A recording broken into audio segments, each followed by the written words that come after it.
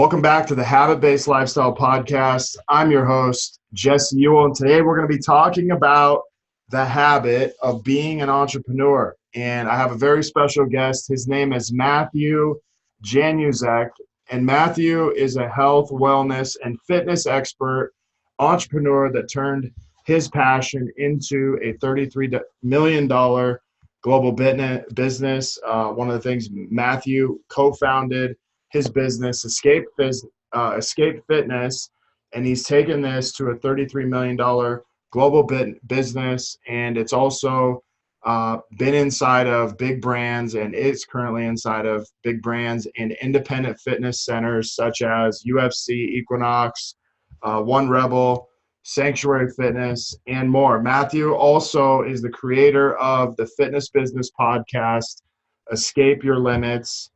And, the goal for him and his company is to motivate and inspire people to get started and create exercise habits that last. So I want to thank you for being on here today, man. Thank you very much, Jesse. I appreciate it. Yeah. So why don't you tell me how you got started? Like, where did this all start in your business? Yeah. So when I was many years ago, when I was about sort of 15, I had a set of roller skates, fell off my roller skates, and it gave me an excuse to take some time off school, which at that young age was something that I would have done anything to. School and me didn't really get on together. I didn't like to be told what to do, and so any opportunity I could use to get out of it, I did. So I fell off my roller skates, and it gave me an excuse to stay at home. And when I was at home that time, we had these old VHS cassette tapes, and I don't know how it ended up there, but there was this cassette called Pumping Iron, and I remember sitting in the couch because I had my foot up, and I watched this video over and over again for the whole week. I can't remember how many times I did it, but at the time I must have known every single word. And that kind of inspired me to want to get involved in bodybuilding, really. And I wanted to compete. I wanted to be Mr. Olympia. I wanted to be Arnold Schwarzenegger. And so that was really sort of, I guess, where my passion started. And over time, when I left school, I left with one qualification, which I wouldn't recommend to anybody.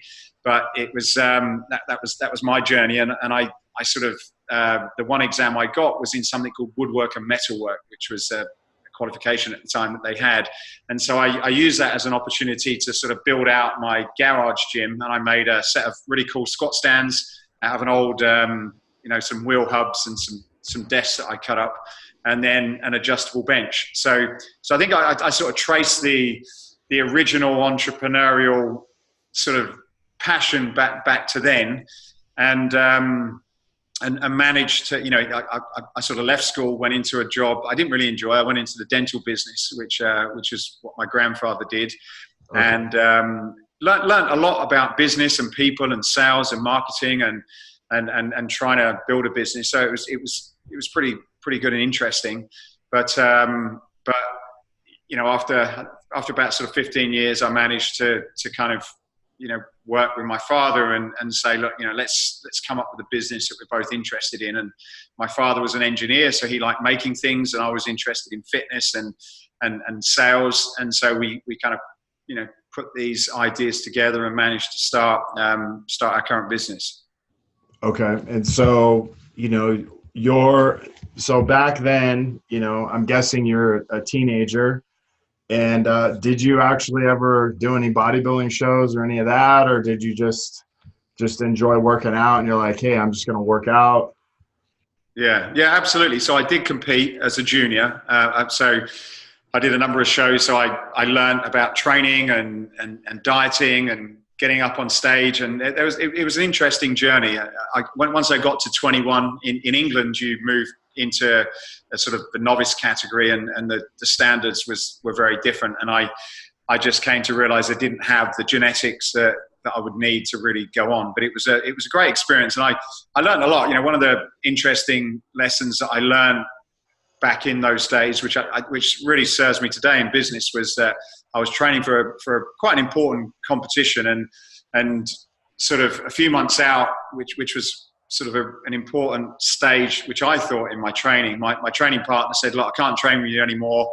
You're on your own. And it was a real blow to me, because the guy I was working with at the time was a great partner. He was a lot bigger, stronger, and better than me.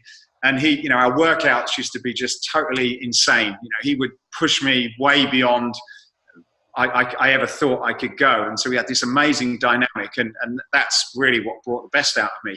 But, suddenly coming in the gym the day after he sort of disappeared was extremely difficult to motivate myself. I'm like, look, I've got this show coming up, and my workouts were totally different. And I suddenly had to figure out, how am I going to create that same level of intensity on my own? And it was a good lesson to learn that, you've got to be able to, whether it's in business or working out or whatever, you've got to be able to motivate yourself. You've got to be able to get in the gym even if no one else is dragging you there, and you've got to be able to sort of give over and above what you think you need to do without necessarily having the support of somebody else there. And that's been the same situation in business. As when you're in business, you'll have partners and you have people that work for you, and people come and go. But as an entrepreneur and business leader, you've got to be able, no matter how tough it gets, you've got to be able to get in there and motivate yourself and push yourself beyond where you think is possible. Yeah, kind of what I'm hearing you say is like, you got to get yourself out of bed every morning, and you got to do the work for yourself first. Because if you're expecting someone else to motivate you to do it, then when they're not there, it's like, oh my gosh, like what happened? Like all of a sudden, like it's like you have to come up with your own energy to get to a certain place. So yeah. So you're back like Dorian Yates era, man. Well, I actually interviewed Dorian. He's one of my sort of, he was a little bit sort of out of my age group, but I managed to interview him on my podcast last year, and it was a great experience. But the guy who was really in my sort of era was Lee Haney. He was Mr. Olympia through that period, and I also got to meet him recently as well, which is a great privilege. Yeah, that's really cool, man. So I used to be pretty big into bodybuilding. I started when I was like 15 and did my first show when I was 16. So it's funny that like that's kind of how we got into it. And I really think like the late 80s, early 90s was kind of the prime era of bodybuilding. Yeah, absolutely. And it was a different sport then than it is now. So so fast forward, you and your father started this Escape Fitness. Is that what you're telling me? Yeah, we were both at a stage where I was looking for something else. I kind of was done with what I was doing, and my father was in a similar position. He was working for a company, so I remember standing at the bottom of the stairs in their small house at the time, and having this conversation about, look, we really need to come up with an idea. We should set a business together. And the only sort of I guess definitive I guess objectives that we had at the time was my father was very passionate about opening a business in Poland. He was Polish. And he felt at the time, it was a closed country, so you couldn't trade with it. You had to get someone to help even bring you in the country. So it was a communist country, but he felt, once that opened, it would open a lot of opportunities to trade with it. So he said, look, we should really think about Poland. And from my side, I just wanted to do something that was interesting and sexy, and, dealing with teeth wasn't that. So I kind of had this idea about fitness, and I was sitting on the end of in my gym. I was sitting on the corner of the bench in between sets on a bench press, and I remember glancing over to the left where the Olympic lifting station, Olympic lifters were, and they always used to have the nicer weight plates. The bodybuilders kind of had the cheap cast iron, and the Olympic lifters had these really nice rubber weights, and on the side of it had Poland. I always remember sort of seeing this sort of, stamp on the side. And I went back to my father and I said, look, I've seen these weights in the gym. They've got Poland. They must be made in Poland. If you can find out where they make them, then I'll go around and knock on gyms and sell these. That was really my very sophisticated business plan. And And we did that. It took him, we had a bunch of failures, but eventually we managed to find a company that could make these weight plates. And I went off and sold them. And we started from a spare bedroom with no connections, no money, no business experience, just a lot of passion. And we managed to sort of, over 20 years, turn it into the business it is today. And there's obviously a lot in between, but that was essentially the start of that business. And I think, but the takeaway from that short story is that, yes, you can have some fantastic plans and you can go to consultants and you can get advice and you can speak to lots of people. But I think one of the most important things is your own passion and resourcefulness. And I think if you've got that and you're really motivated to do something, regardless of what stands in your way and regardless of what you have to sacrifice, then you will get it to where you want it. But if you don't have that bit in place, then you're going to struggle to sort of stay the duration which is required to build a business. And anyone can build it, but then maintain that over a long period of time. Yeah, for sure. Or consistently grow the business. It's like anybody can open a business, but to consistently grow it every single year, and to have a business for 5 years, 10 years, and let alone 15 or 20, super impressive. And like what you don't hear a lot about anymore, or really ever in the fitness industry, is companies lasting much more than about 10 years, let alone, a lot of them go out of business in the first 3 years. So. Yeah, I'm not sure that I've seen some studies about, how the typical life of a business. And I think, as you say, 1 year, 3 year, 5 year, it drops off massively. So it's very difficult to kind of scale a business and be consistent. And also in this day and age, particularly now more than ever, is technology changes things so quickly. It changes competition, it changes the ability to manufacture things. So, during that 20-year period, we've probably had to totally reinvent ourselves 3 or 4 times. So, you don't just build a business and you're done. You've got to keep going in and driving it. And what I hear, is you have to constantly innovate what you're doing. Otherwise, what happens is, you get passed up by somebody else. And, I remember a guy that I used to go study from in the fitness business. His name was Thomas Plummer. He said, listen, if you either be first or you be different, but if you can be both, you'll be constantly ahead of your competition. And that was something I always thought about my business, was like, man, I got to be the first to do this. And I can think back to, I started my own training facilities back in 2007. And, I remember bringing in a bunch of machines kind of to my gym and, having like free weights and machines. And then like a year and a half later, I'm like, man, I think we need to switch to more open functional space. And not have all these machines in here, because one, we're running out of space. We have too many clients and these machines just take up too much room. And then we can do more with open space. And so I remember, like, literally I hadn't even paid for all the equipment. I started moving it out of my gym, and all of a sudden we start opening up into this functional space. But it was like, no one else in my area was doing any type of functional training. It was just pretty much us. And people were like, oh my gosh, where's your machines? And it's kind of like, well, you're actually the machine now. Mm-hmm. We're just going to give you the weight and you're going to do some stuff with it instead of you sitting down. So there's a good point about Thomas Plummer. One of the things I would say about that statement, though, is, we're a company that's, innovation is at the heart. It's one of our values.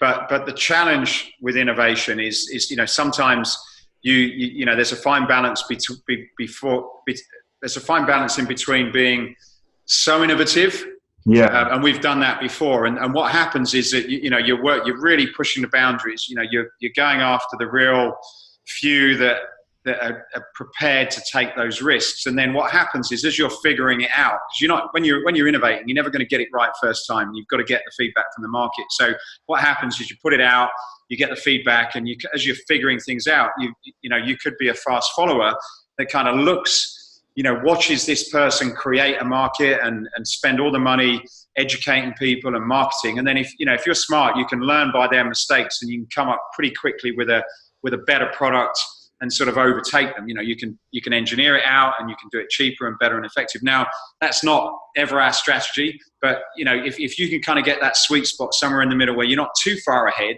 right, but you're far enough ahead where nobody can catch you, then that's really where you need to be. And that's something that we've spent many years trying to perfect. But the second part is also right, is you've also got to differentiate yourself. And I think so many people tend to look at what other businesses are doing and say, oh, I want to do that. They're successful, right, so if I copy them, I'll be successful. And that's not really a great strategy. And it's a race to the bottom in a lot of cases. Sure. So when would you say was kind of the turning point in your business where you're like, okay, man, like we have something here, like let's, kind of, it's sometimes I think we kind of figure out, hey, I've found kind of what I'm doing. I see that it's successful, and then let's move forward and kind of accelerate this thing. It's never, to me, it's not happened. It's been a very gradual evolution, readjustment, check in, review, and move forward. So even now, after 20 years, we're constantly sort of, we'll push the boundaries, we'll try a few ideas, and we'll kind of regroup and look at it. We've not ever had that, we've been working hard and then suddenly it accelerates and takes off and you're just hanging on. There's been, there's certainly been bumps, and you kind of think we're onto something here. But it's the bigger the business gets, the more different, the more complex it becomes. So yes, okay, great. We've now got all these people that are interested in buying the product, and you think, fantastic, we've got all this money and these customers. But then, what you've also got to think about, if depending on what your business is, but in a product company like ours, you've then got the challenge of the manufacturing. So it's right, like, oh, okay, well now, how can the manufacturers keep up with that demand? How can the operations people get the product in and turn it around and ship it out? How can we make sure that the quality of the product is as good as what we've said, because we've never sold it before? So there's, I think you have to be careful of wanting one of these sort of fast-growing companies, because when you do that, you've also got a lot of different elements that have to follow it so that you can build a quality brand. And my view now, I suppose, after this time, is that it's better to do it slow and steady. Make sure that all those different components, your service, your support, your product, after sales, all that kind of thing, is able to move at the same period. And then I think that's what kind of allows you to be consistent. If not, you kind of get this massive burst, and then suddenly you drop down when your service is not there, and you're almost back to square one again. So I think that's an important thing to consider when putting together your long-term plans. So you've had roughly 20 years of doing this part of your business, or have you been doing it longer?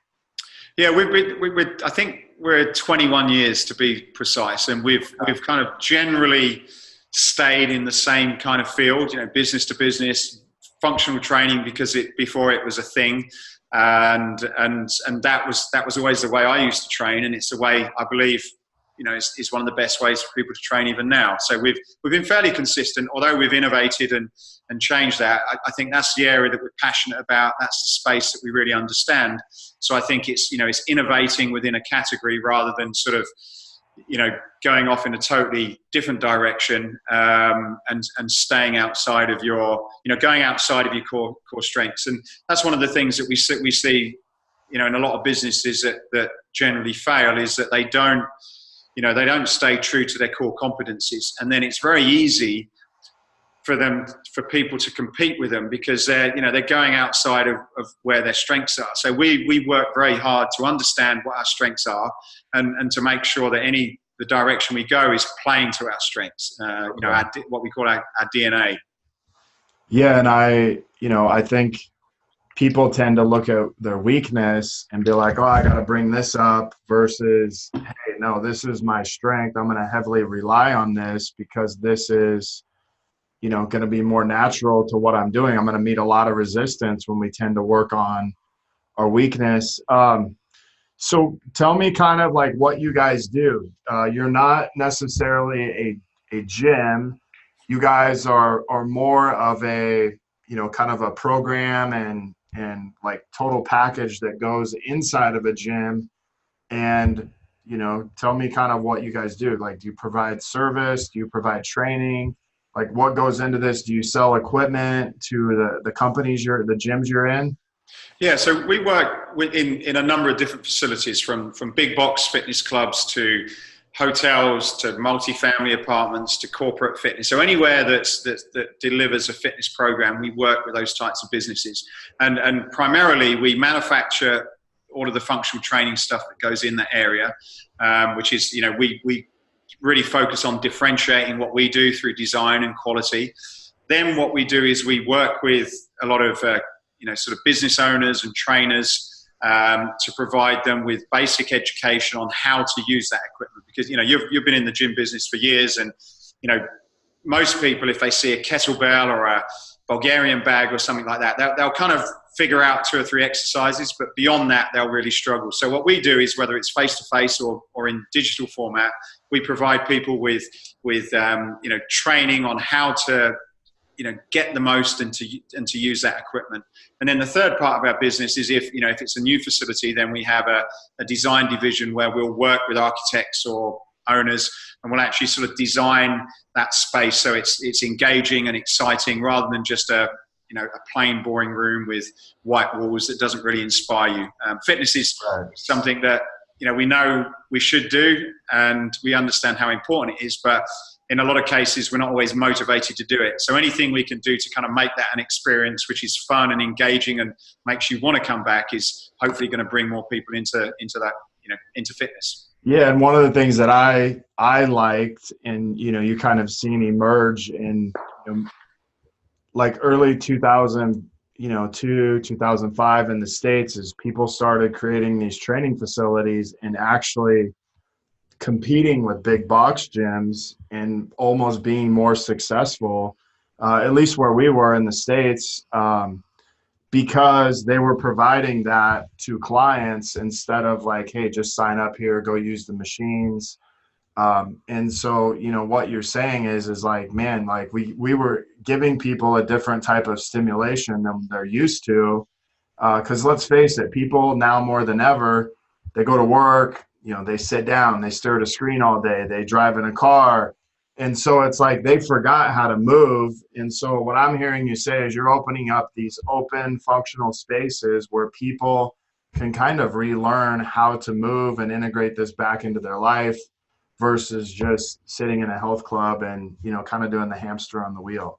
Yeah, absolutely. And we know, the research is out there to say that, if for the majority of people, just having a membership to a fitness facility, unless they're probably like you and I that have worked out for over 30 years, in most cases, they're going to go and they're not going to stay with it. They're not going to keep coming back, and they're not going to get the results they need. So in most cases, they do need other things around that to ensure that they keep coming back and to get the results that they want. So, that's really the sort of, that's the market that we focus on, the 80% of people that are not gym junkies and need that extra bit of help.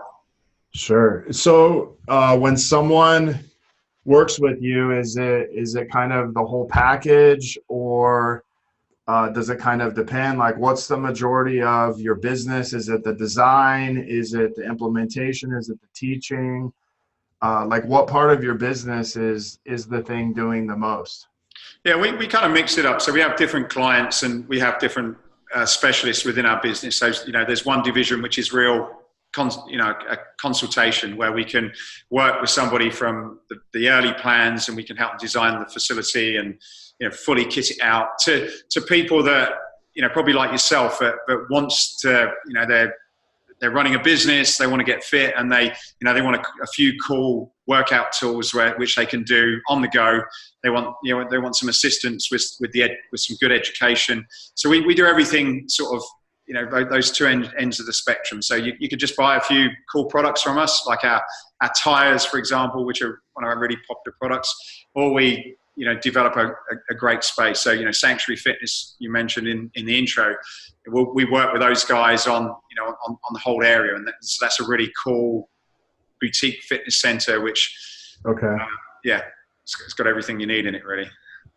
Yeah. So when you started this back 20 years ago, you had no capital, and you're like, hey, let's just launch this thing and see what happens.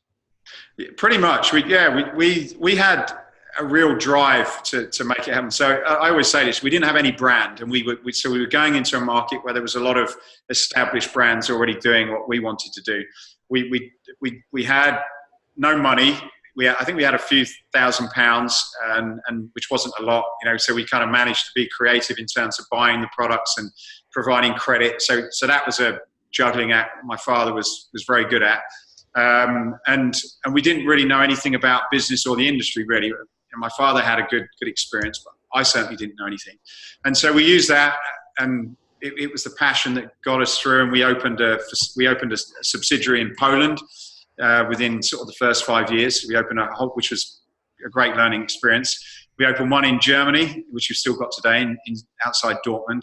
We opened an office and distribution center in Asia.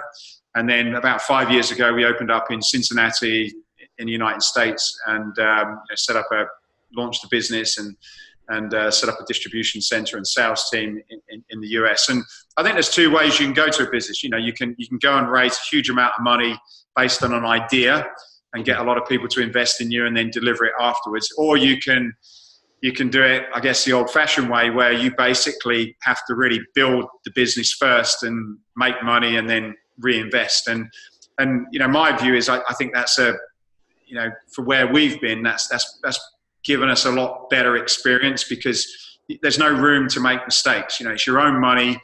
Right. Everything's on the line, and you haven't got somebody you can fall back on and think, oh, we've got a bit of money, we've got some investors, let's go and raise another round of capital. No, it's the buck stops with you, and you have to get super creative when, you know, if you're running out of money or you want to expand, you have to get very creative with everything that you do. And I would recommend that, you know, at least do that first. And then when you get to a stage, then go and get a bunch of money when you've worked out, you know, all the different areas of it. Because it's very different when you run your own business and working in a big company. You know, they're two very different things. Yeah. And I sometimes you know, that's kind of how I started my business too. And it was kind of like, okay, well, this is like all the money we have, and it's like sink or swim, you know, and you just figure it out. And, you know, like you said, if you have a cushion or if you have an investor, it's like, you know, no matter what, your first couple of years, if you have an investor, you're probably not going to be making a whole lot of money, because you're going to be wanting to pay down the capital. You know, and I can remember just opening my gym the first, you know, month. It's like, oh my gosh, like we're already like getting paid back. And I can remember just how good that felt, but also to know that, hey, this was like my blood, sweat, and tears behind it also. You know, and to be able to build it, I can't imagine, you know, where you're at today, $33 million business.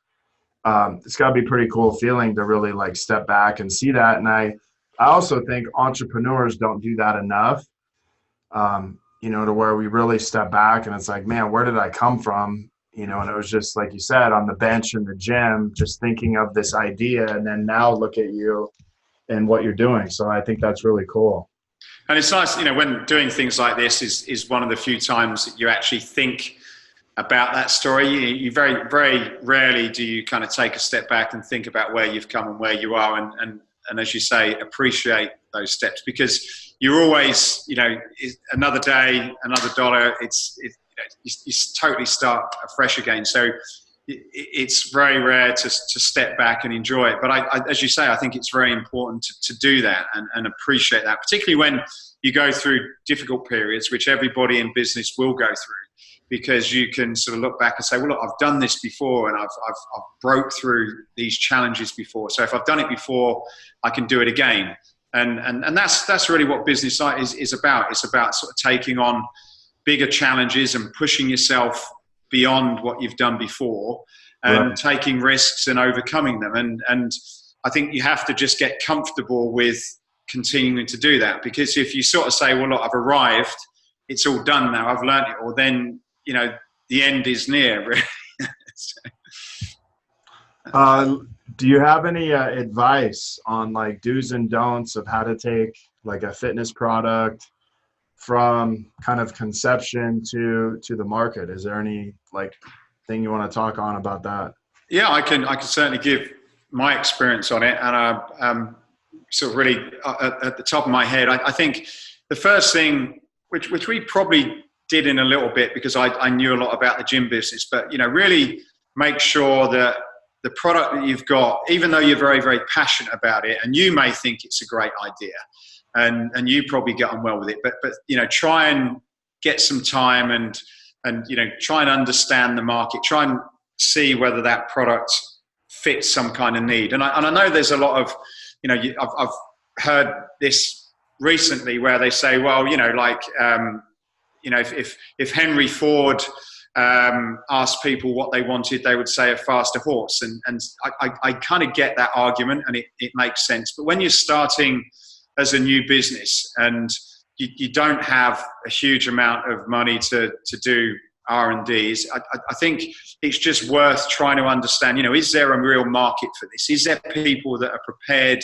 to pay money for this? Is it fairly easy to explain to people what it does? And can you get cash flow? Because, we've had many products over our history that are absolute amazing products, and you would probably appreciate them. And if I had one of my trainers talk you through it, you would totally get it. But it takes, if it takes a lot of explaining and educating to someone that's in the industry, then just imagine how much work it's going to do to educate the market about that product. You can't show them a picture, give them a 2-minute pitch, and then they say, oh yeah, I need that. If it takes longer, then you're going to struggle, because you're going to have so much money in marketing to educate people about the need they don't really know they want, that will probably stop you back. So I think that's the first thing. I think the second thing is, think about how you're going to protect the product. If you're a big company and you're fast moving, you can out innovate the competition. So you can have an idea, and when they copy you, you're already 2 steps ahead. When you're a small startup, it's difficult to do that. So where you can, aim to get some sort of protection, even if it's just to sort of warn people off and sort of keep them back. So I'd say, getting some sort of IP is really key. The third thing that comes to mind is making sure that you get your pricing model right, because unless you're going to be a direct-to-consumer product in one market, then, which now day and age probably doesn't make sense just to do that, then if you ever have ambitions to sell it in other countries or to sell it through distributors, etc., then when you come out of the gate, make sure you've got all the different pricing models calculated, and make sure that product to the end market is something that people are prepared to pay. And if it's not, then get creative in terms of your manufacturing and your warehousing, all that thing, so you can get that, because you will need other people in the chain to get the product out there and to sell it and maybe to distribute it. And I think a lot of people come out with a product and assume what sort of margin they need, and realize they've sort of they've undercooked it. I think those are probably 3 takeaways. There's probably a few more, but they're the ones that definitely stick out. And then I guess finally is just to think about how you're going to get that out to people, how much it's going to cost, how long it's going to take, because in most cases it costs more and takes longer than what you've ever anticipated. So if you only have got a little bit of an investment, make sure that you've got the ability to survive quite a long time until things start working out, because it doesn't happen overnight unless you're super lucky. I think I remember Tony Robbins said something about don't fall in love with your product, fall in love with people, because sometimes we get married to the product, and then it's like we don't change it or innovate it, and then all of a sudden like the people kind of move on to the next product. And so let me ask you this. What's been the most popular product that you've created? Maybe you still have it, maybe you don't, but the one that you've had that's been the most popular? I think probably where we started, really, we've got a lot of cool, fun, funky, sexy products in our range, but the one that we've probably sold, I think we've sold millions of tons of this. And in the early days, we created some patents around it, and we still have patents in this particular product, but it was the dumbbell. That's where we really started. We created a dumbbell which had a sort of a patented fixing system that allowed us to change the end plate and the look of the dumbbell. Okay. And as boring as it is, if you think about it, pretty much any gym that you go in around the world is, I don't think you'd find many that don't have a dumbbell in there. Maybe they've got kettlebells, they'll probably have a treadmill and that, but they'll always have at least some sets of dumbbells. So that's something that we started on, and sometimes the boring stuff that isn't that crazy innovative is what works. And what we focused on really to innovate it is the way we put it together to help it last a lot longer and to be able to construct it in a really cost-effective way. And then we focused on the design of it. So just, there's a lot of dumbbells out there that look, big and masculine and intimidating. But years ago, before CrossFit and everything, women and beginners weren't really using free weights. They were using cardio. They thought that was the way they were going to lose weight. In more recent years, they realized that you need to do some strength training if you want to keep yourself in shape and lose fat and everything goes with it. So what we wanted to do is to create the dumbbells that wouldn't be intimidating, and it would get people like my mum to go in a gym and pick them up and get the benefit of doing a really good strength workout. Yeah, that's awesome. It's amazing that, oftentimes the things you start with at first are the things that are the most successful, or kind of your core offering or core products that stay with you the longest.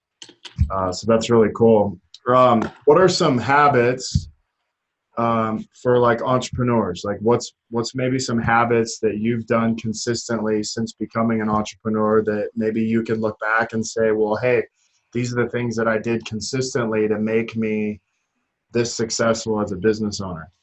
Yeah, one of the things I think a lot of business owners and colleagues and generally sort of get to a stage is that, when you're starting your business, it's 24/7 and you there's always something to do.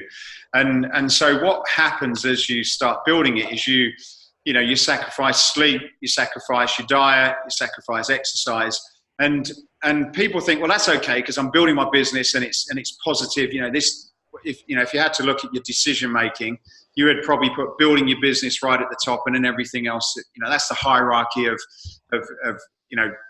importance. But what people don't appreciate and value and do anything about, even in this day and age, is they don't see themselves as I guess I use the word as a corporate athlete. So take an athlete, let's take an NFL player. If you look at the amount of time that they're actually playing in a game, you add up all the hours over a year and see what they, see how much they're actually playing in terms of, what they're getting paid for. It's a relatively small amount of time, and they've got their off season. So it's relatively limited. But if you look at a corporate athlete, they're 24/7, 360 days a week. Now, when are they training to become the best they can be? Because if you're responsible for people, if you're responsible for customers, every single decision that you make is going to be affected by, your mental state, your physical state, what you put in your body. Your decision making,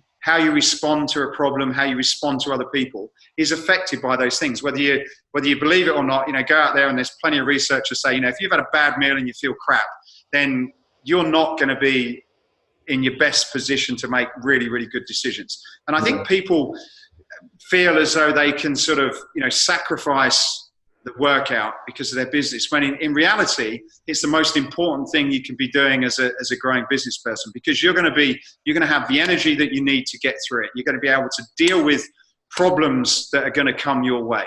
You're going to feel better, and you're just going to be a much better entrepreneur, executive, or business person if you have your physical side right. So what you need to do is you need to sort of switch around those two and say, right, first comes health and fitness, because if you've got that right, then the business is going to be better. But if you do it the other way around, your business is definitely going to be compromised. And I always say this, I've had, when I sort of at the end of a stressful day or in the morning, I've had some of my best ideas when I've been out running or lifting weights and my blood flowing, I've got oxygen in my brain, and I'm thinking clearly, I'm figuring out problems, and I've made, some huge decisions that have brought a huge amount into our business. And also, you're in a very, very good state to to deal with problems. So, as long as once you get back, you write those things down and you do something about it, you'll continue to move forward. So I think there's, fitness, whether it's, diet, nutrition, is probably one of the most important habits that any businessman and entrepreneur can have in order to be successful at what they do. Yeah, and of course, if you're in the business, you may want to drink the Kool-Aid you're selling, right? Yeah, that's the thing. If I didn't do that and I was in the business, I'd be crazy. But as I've done it for so many years, it's amazing how many people in our business, in the businesses, they have the same challenges. They've got a lot going on. And the first thing that you skip is your workout. And I guess what I'm saying is don't fall into that trap and don't think, don't put that at second position just because you think it's better for to achieving your goals. Flip it around and realize that getting that right is going to make you better, feel better, make more money, whatever your reason for being in business, it's going to improve that. Just put it at the top. Sure. I sold my gym a year ago, or my gyms, but I couldn't believe how many trainers and business owners, it was like they got caught up working in their business, and they didn't take care of themselves, they didn't work out, and it was just like you said, it was just like a normal person and like a normal world, and they flipped that pendulum. It was like what got them into the fitness industry is actually the thing that was almost ruining them, in that same aspect. And it's amazing to see that, but it's also kind of like, I kind of see it as like when you're at work for 12, 14, 16 hours a day, sometimes the last thing you want to do is work out at that same place. And that's where I think a lot of people run into that. But like you said, getting out in nature, running, biking, doing these other things, getting out of your normal environment, I think that stimulates a lot of creativity that we don't necessarily get when we're always, stuck in the gym in the same environment. So, and sometimes, I get that, and it's a nice excuse, but in a lot of cases, it is an excuse if you really think about it. And so what you've got to do, just like you schedule your meeting with your key, partners, employees, or whatever, you just need to schedule it. And you're right, if it doesn't work for you at the end of the day, which it doesn't for me, if I leave it past a certain time, it's extremely difficult for me to get that motivation and energy. Then, just figure out your agenda so you can put it first. But it's all about priorities. And if you don't prioritize and schedule it in at a time that we all know works for us, it's never going to happen. And most of it is just, it's a mental problem of not planning it, arranging it, or giving it the same amount of importance which it really deserves. Yeah, and I would say, what's changed for me really from when I first became an entrepreneur is, if you're talking about, what was the number one priority was like business. And, maybe, for me, it was family was kind of the last of the three. It was, and now it's like, okay, well, number one is like self-care. Number two is, relationships with my wife, my kids. And then number three is business.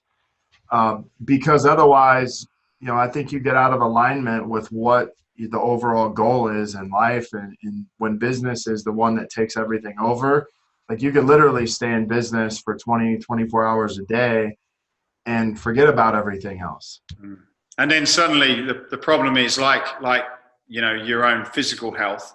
When that goes wrong, it seriously goes wrong. So suddenly, you're not just off for a day, you're out for a long time.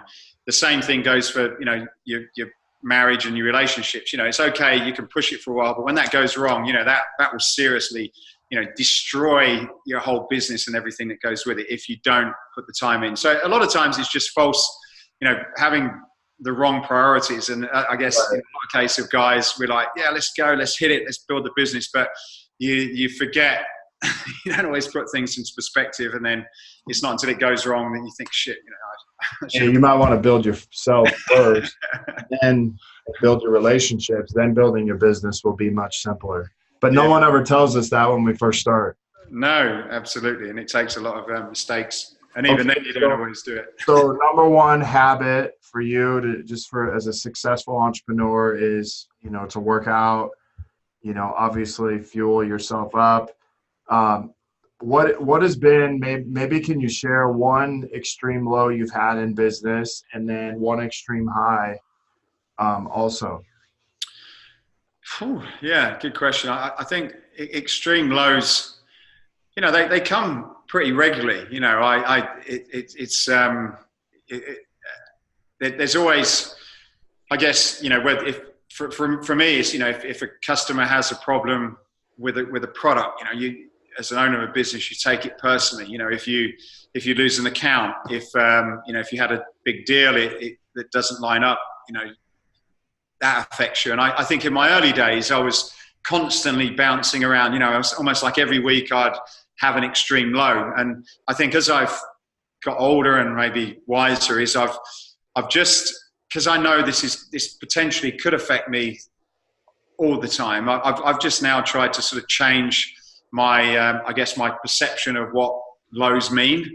Right. And so I try not to look at them as lows. I just try to say, look, this is an interesting opportunity to grow, develop, and learn. So I kind of embrace all of those things and probably describe them differently and not try to sort of use it as a low and a weak point, because there's a lot, when you sort of look back on things that you thought at the time were really, really difficult with the advantage of knowledge, you can kind of see how it took you in a positive direction or a path that you probably wouldn't have gone down. So I think reflection allows you to look at that in an interesting way. And so if you could sort of take that backwards reflection and almost project it forward and say, what will I be thinking in 2, 3, 4, 5 years from now? Will it be as much of an issue? Probably not in the scheme of things. That's how I look at the lows. And, in terms of highs, I think as an overall high, it was,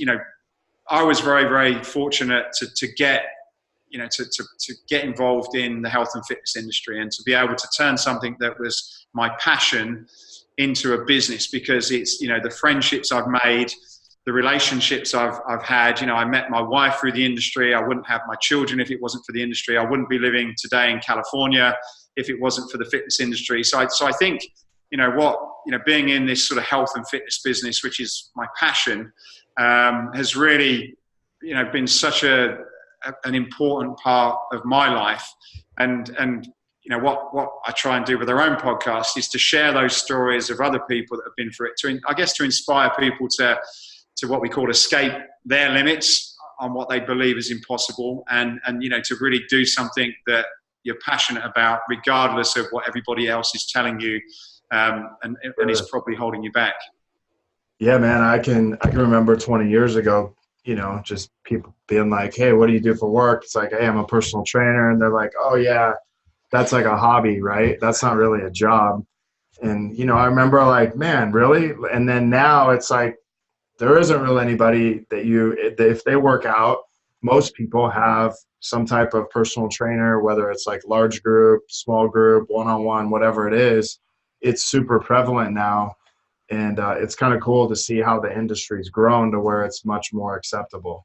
Yeah, absolutely. What part of California you live in? I'm in Newport Beach. Oh, nice, man. I'm in San Clemente, so you're not. Oh, okay. We're very close. We should have done it. We should have done it face to face. I had no idea. Otherwise, I'd have just brought you in. Maybe another time. All right, man. Well, hey, is there any last words from you? No, I think I've kind of said the main things. And, if you can, I guess if you could take away that, the comment about, sort of thinking about those priorities as, particularly if you're an entrepreneur. I learned it the hard way, and I didn't do that for a long time. And, as I've got older on, so I would say, make that change and, see what happens. Give it a try. Okay, cool, man. Well, hey, if you guys are listening to this, I want to point out one more thing. Mathew has a podcast called Escape Your Limits. Big part of your conversations around the fitness business, fitness industry. But as you know, just listening to this, you're getting a lot of nuggets just being an entrepreneur. A lot of the stuff he's talking about applies to anything in business and being an entrepreneur, but also just how to protect your own time and space and make sure that you're right with yourself, which is, making sure you're moving, getting in some type of fitness every day, and fueling your body. If anybody wants to learn more about you and what you're doing, how would they do that? Yeah, so like I do quite a lot of business stuff on LinkedIn, so you can see me under my name, Mathew Januszek. Okay. I tend to post more workout stuff on Instagram. So again, my name just Mathew Januszek, and then yeah, the podcast. We do one of those every week, so I kind of share a lot of my thoughts, and we have some pretty interesting guests on there as well. So if you're interested in the sort of that fitness business side, then hopefully there's some value there for you. Okay, cool. Well, hey, man, I really appreciate you being on here. Thank you so much, and I look forward to hearing more about you. Yeah, thanks, Jesse. Thank you very much for your time. If you guys are looking to connect further with a group of like-minded people, join myself and so many others in our Habit-Based Lifestyle Secrets group on Facebook, where I will be dropping daily habits to help you live to your full potential. If you want to be one of our next case studies and begin living this habit-based lifestyle, feel free to reach out to me. If you have questions, comments, or you want to leave us a review, Jesse@habitbasedlifestyle.com. Until next episode, have a great day.